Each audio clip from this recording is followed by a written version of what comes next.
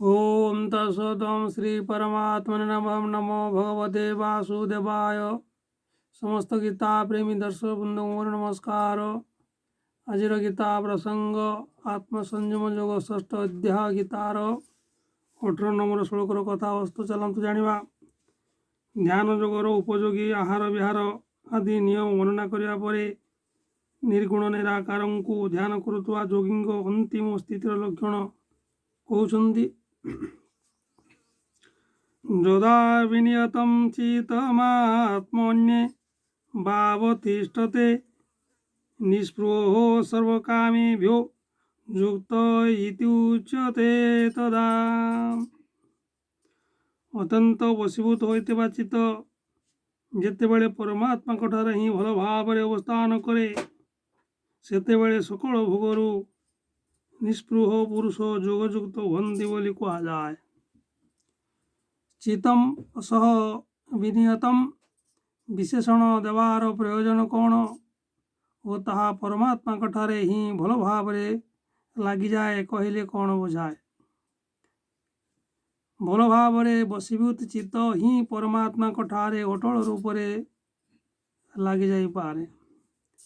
यही कथा देखापी विनियतम विशेषण दिया जाइछि।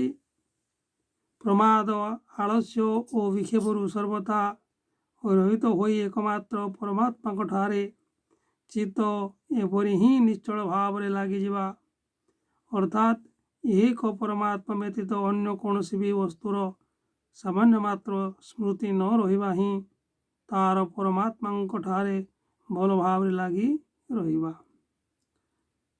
सकल भोगरू स्पृहा रहित हेबा अर्थ कौन? परम शांति परमानंदर महान सागर एकमात्र परमात्मा ठारे ही अनन्य स्थिति हो जिबारु एवं इहलोक और परलोकर अनित्य क्षणिक और नाशवान सकल भोगरे सर्वथा वैराग्य आसी जिबारु कौन भी सांसारिक वस्तुर किंचित मात्र आवश्यकता बा आकांक्षा न रहिबा ही सकल भोगरू निष्पृह हो जिबा। युक्त पदर अभिप्राय कौन? एठारे युक्त पद ध्यान योगर पूर्ण स्थितिर बोधक अभिप्राय है जे साधना करू करू जेतेबेले योगी ठारे उपरोक्त दुईटी लक्षण भल भाव प्रकट हो जाए सेतेबेले बुझिबा उचित जे से ध्यान योगर अंतिम स्थिति पाई सारेणी।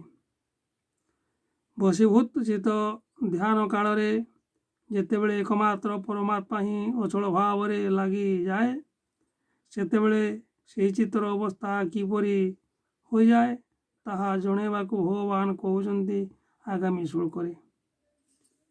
आज एतिकी पुणी परवर्ती भिडियो समस्त गीता प्रेमी भगवत प्रेमी दर्शक वृंद मोर नमस्कार। ओम नमो भगवते वासुदेवाय। ओम परमात्मने नमः। समस्त दर्शक वृंद मोर नमस्कार। ओम तत्सत्।